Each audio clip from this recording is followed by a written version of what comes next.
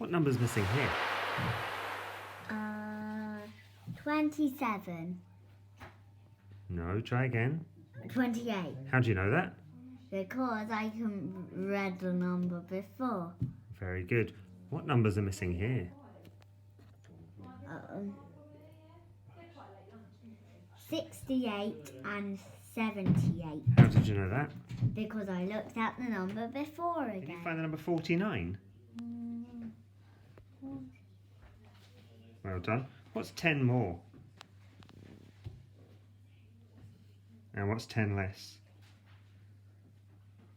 What? The more? 10 less than 49. How do you know that? Because I skipped and go forward. So you knew that that was a jump of 10. Yes. And you knew that going that way, that's a jump back of 10. Yes. Good. You see that square that I've drawn a box around? With Yes. 3, 4, 13, 14. Yeah. Right, now, if we add the opposite corners, what do we notice? What's 3 add 14? 17. And what's 13 add 4? 17. Yes. Do you know that works for any box on this square? You pick another box.